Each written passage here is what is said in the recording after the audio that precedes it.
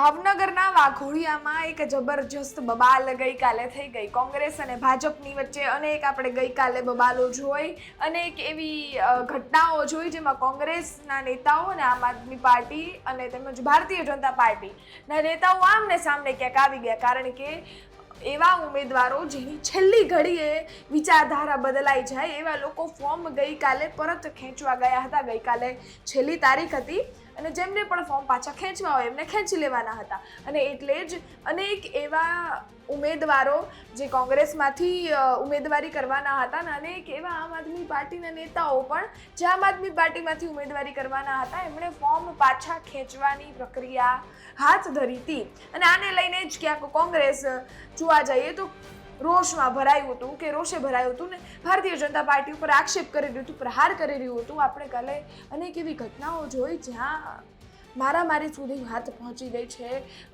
ઝપાઝપી કરતા હતા લોકો, ઉમેદવારો માટે બાજી રહ્યા હતા. અનેક એવી ઘટનાઓ આપણે જોઈ, પરંતુ વાઘોડિયામાંથી એક એવી ઘટના સામે આવી છે જ્યાં ભારતીય જનતા પાર્ટીના 5-7 લોકો એક સાઈડ લડી રહ્યા હતા અને બીજી બાજુ કોંગ્રેસના એક જ વાઘોડિયા તાલુકાના નેતા છે એ લડી રહ્યા હતા. અને એ પરિસ્થિતિમાં આમ કહેવા જઈએ ને કે કોંગ્રેસ માટે કહી રહ્યા હતા કે કોંગ્રેસના નેતાઓને તમે જ પાછા લઈ ગયા છે, કારણ કે વાઘોડિયા તાલુકાની બેઠકના ઉમેદવાર છે એમણે ફોર્મ પાછું ખેંચવા માટે ભારતીય જનતા પાર્ટીના કાર્યકર્તાઓ સાથે ત્યાં એ મામલતદાર પહોંચ્યા હતા. અને એને લઈને જ આ બધી જ પ્રક્રિયા જે થઈ હતી એ થઈ હતી. એટલો બધો હોબાળો થઈ ગયો ઉમેદવારો માટે. છેલ્લે તો બાજાબાજી સુધી વાત પહોંચી ગઈ કે મારો ઉમેદવાર છે, આ ઉમેદવાર. આમાં આમ આદમી પાર્ટીને ખરેખર તાલી વગાડી અને અભિનંદન પાઠવવા જોઈએ, કારણ કે સુરતમાં એક હોલમાં 111 ઉમેદવારોને બેસાડી રાખ્યા હતા. એ લોકો હલ્યા પણ નથી, ચલ્યા પણ નથી. ઉમેદવારોને કોઈ સંપર્ક જ ન કરી શકે એવો પ્રયત્ન આમ આદમી પાર્ટી માટે કર્યો, આમ આદમી પાર્ટીએ કર્યો હતો અને કદાચ એમનો સફળ પણ રહ્યો હશે. કારણ કે જે રીતે એક બાદ એક ગઈકાલે આપણે જોયું કે કોંગ્રેસના ઉમેદવારોની વિકેટ ખડી, એમ કદાચ આમ આદમી પાર્ટીની નહીં જ ખડી હોય એવું આપણે માની લઈએ.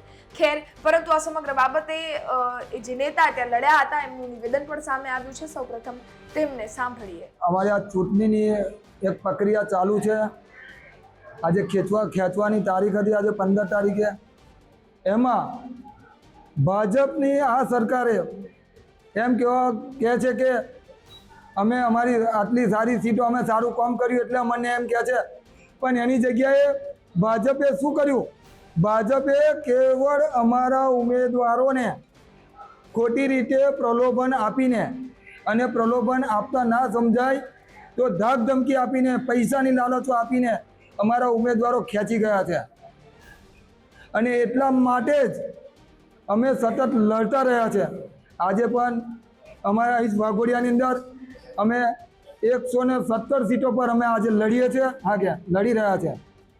એમાં આ લોકોએ અમારા 2 ઉમેદવાર જિલ્લા પંચાયતના, એક ગુતાલ અને જરોદના, એ બંને ઉમેદવારોને ધાક ધમકી અને પૈસા આપીને લઈ ગયા છે.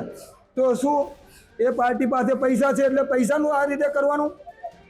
આ રીતે નહીં. જો એમને લડવું હોય ખુલ્લા દિલથી તો લડે, અને તો ખબર પડે જીતીને, કે પ્રજા મત આપે ને તો ખબર પડે કે કેવી રીતે જીતીને અવાય છે. જરોદ જિલ્લા પંચાયત છે એમના ઉમેદવાર ભારતીય જનતા પાર્ટીના કાર્યકર્તાઓ સાથે ગયા હતા અને ફોર્મ પાછું પરત ખેંચવાની પ્રક્રિયા હાથ ધરી હતી.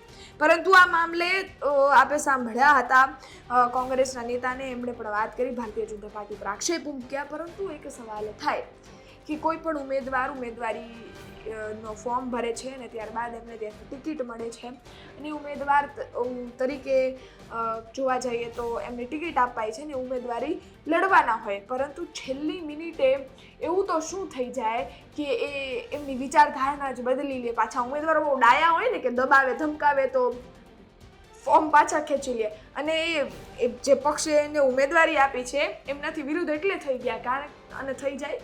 અને સામે પાછું બીજા પક્ષ પાસેથી કોઈ રૂપિયા નથી લેતા કે કોઈ જ વસ્તુ નથી લેતા, એવા ડાયા હોય ને પાછા ઉમેદવારો. અને એટલે જ આ બધી સ્થિતિ છે એ ઊભી થતી હોય છે. ખેર, પરંતુ આ સમગ્ર બાબતે તમારું શું માનવું છે કોમેન્ટ ચોક્કસથી કરજો. બાકી આવી ઘટનાઓ અનેક સામે આવશે અને અનેક એવી વસ્તુઓ પણ જોવા મળશે જેમાં ઉમેદવારો માટે ઝપાઝપી પણ થશે, ઉમેદવારો માટે હોબાળો પણ થયા હશે. ગઈકાલની પરિસ્થિતિ ખૂબ જોવા જઈએ તો ખરાબ હતી. આવી પરિસ્થિતિ લોકશાહીના પર્વ પર જોવા ન મળે એવી આશા રાખીએ આપણે, પરંતુ ખેર આ વસ્તુઓ થઈ હતી. અને આ વસ્તુઓને લઈ તમારું શું માનવું છે કોમેન્ટ ચોક્કસ કરજો. ફરી મળીશું નવી માહિતી સાથે. ત્યાં સુધી રજા આપો. ધન્યવાદ.